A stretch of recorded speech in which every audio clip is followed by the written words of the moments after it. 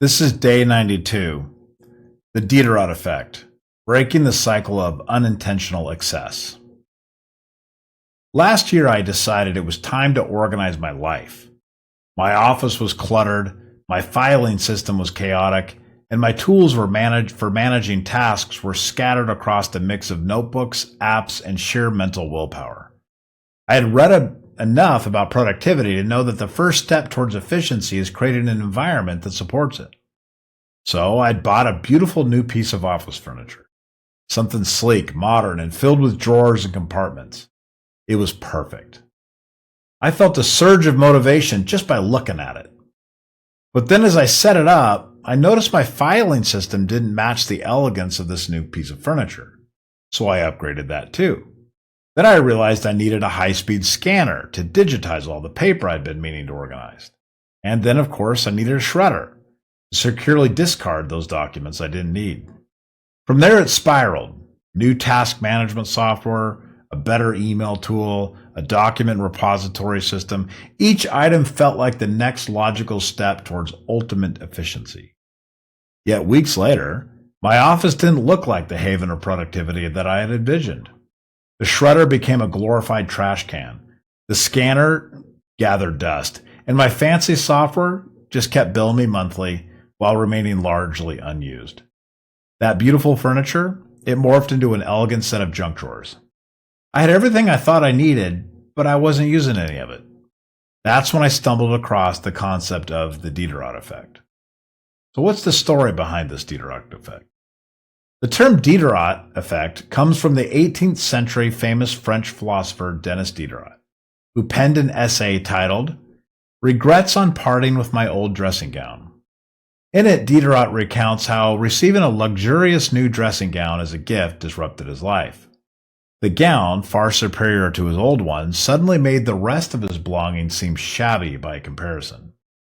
His worn-out furniture clashed with the elegance of this new outfit. So he began upgrading. New furniture, new decor, new artwork. The process snowballed until he had replaced much of his surroundings, and of course, had fallen into financial trouble. The spiral of consumption ended up being his ultimate downfall. Diderot's insight was profound. The acquisition of one new item can create a sense of disharmony with what we already own. To resolve this perceived imbalance, we buy more, chasing an elusive sense of alignment that rarely brings lasting satisfaction. We should recognize this Diderot effect in our everyday life. The introduction of a new possession can seem like a small, innocuous event, but as Diderot explored in his fictional story about a new robe, it can set off a chain reaction that impacts our entire life.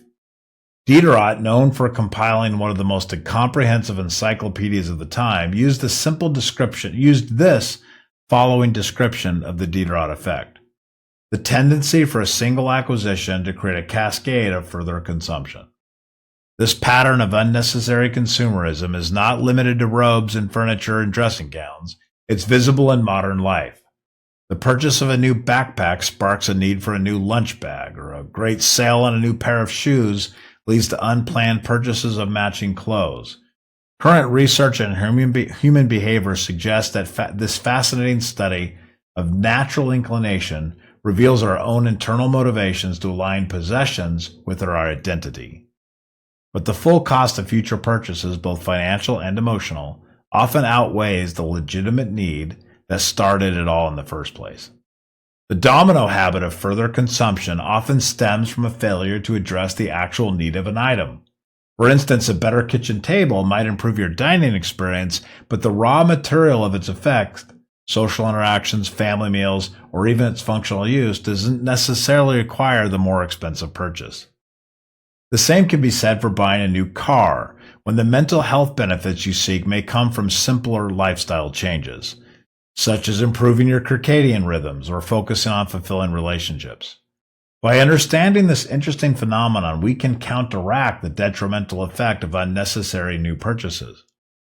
Recent research shows that resisting the introduction of a new item until it addresses a legitimate need can help reduce excessive materialism and create a healthy understanding of what truly enhances our lives. In small ways, we can move toward an abundance of life by focusing less on reactive purchases and more on meaningful behavioral change. In the end, Diderot's story reminds us that the introduction of a new possession is rarely just about that one item. Whether it's a new TV, a pair of shoes, or even a new consumption habit, each decision plays a key role in shaping our previous selves and defining who we aim to be. By cultivating a lifestyle of intentionality and mindfulness, we can break free from the cycle of excessive materialism and rediscover the joy of living with a purpose.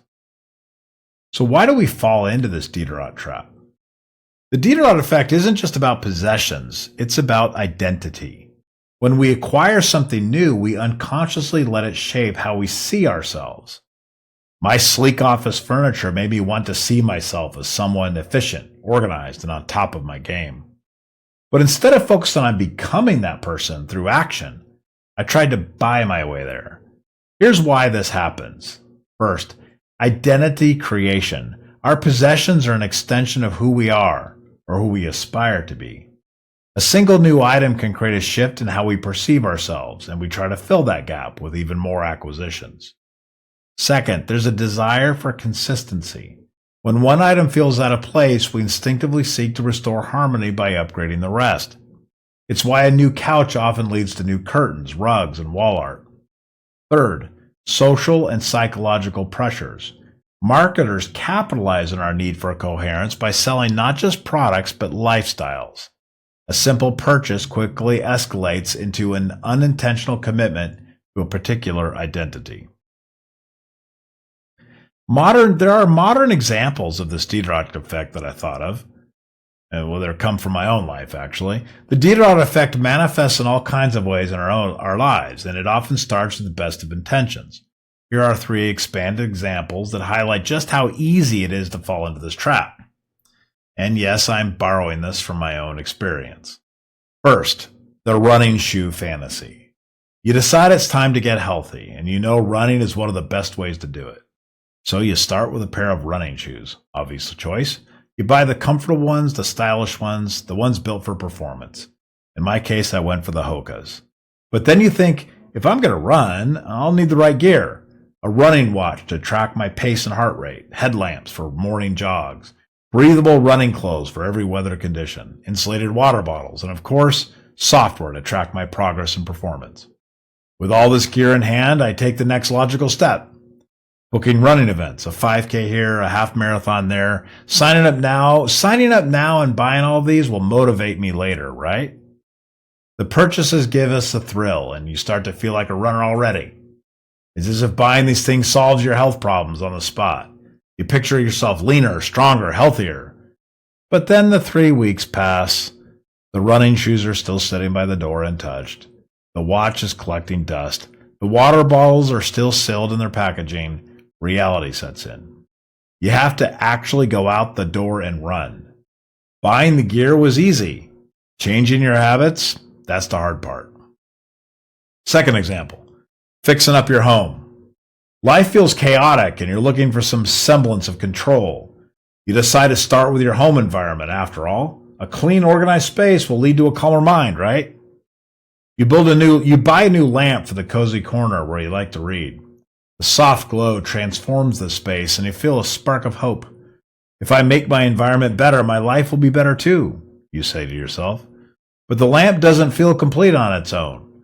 You realize the couch doesn't match, so you replace it. Then you notice the walls could use a fresh coat of paint, and wouldn't the floor look better with new tile? One purchase leads to another until your home looks like a spread from an interior design magazine. For a while, everything feels perfect. But a few months later, the clutter returns. Mail piles up on the new coffee table. The reading corner is once again buried under old books and random trinkets. The problem wasn't the lamp or the couch. It was your lack of discipline in maintaining the space. Until you address the root of the issue, no amount of redecorating will change the way you live your life.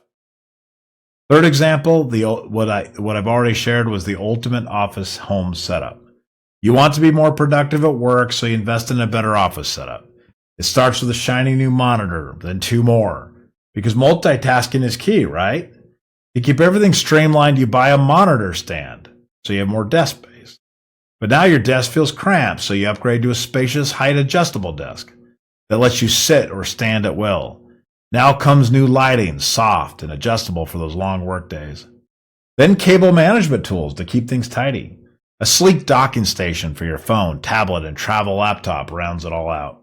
By the end of your spree, your home office or your office at work could rival a Silicon Valley startup. Then Monday rolls around, and you sit at your pristine desk, ready to tackle the day, but the work itself just feels as overwhelming as it did the day before. The setup didn't fix your procrastination or give you clarity. It just made procrastination look more professional. The truth is, no amount of gear can replace focus and effort. At some point, you just have to do the work. These examples highlight a critical truth. The Diderot effect isn't about the stuff itself. It's about the belief that acquiring things will change who we are or solve deeper problems. Until we address the underlying habits, all the gear in the world won't make a difference. Instead of buying your way to a better life, start by taking small, consistent actions with what you already have. The transformation begins with you, not your possessions. So what's the best way forward? Start before you buy. Understanding the Diderot effect doesn't mean we should avoid buying new things altogether. Instead, it challenges us to shift our focus. Start doing something before you buy everything. Here's why this matters. 1. Action shapes identity. True transformation doesn't come from what we own, it comes from what we do. You don't need a full suite of tools to start being organized. You need to take the first step, however imperfect it may be. 2. Habits over things. Building life-changing habits is about consistency, not equipment. If I had spent my time sorting through papers with my old filing system instead of upgrading it, I would have been closer to my goal. No shiny furniture required. 3rd, gradual growth. When we add tools incrementally, we're more likely to use them effectively. A single purposeful purchase is far more valuable than a pile of unused gadgets and software subscriptions. So how do we resist the pull of the Diderot effect? Well, here are some practical strategies that I use to stay grounded. Number 1, I stay small. Use what you already have to begin a habit. Let your actions reveal what tools you truly need as you progress. 2, pause before buying. Ask yourself, will this item make a meaningful difference in what I'm trying to achieve? You probably know the answer. 3rd, embrace imperfection. Let your environment and tools be mismatched for a while, in fact, a long while.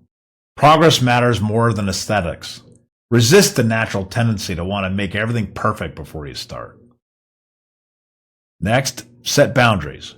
Create a rule, one item at a time, and only when the previous one has proven its value.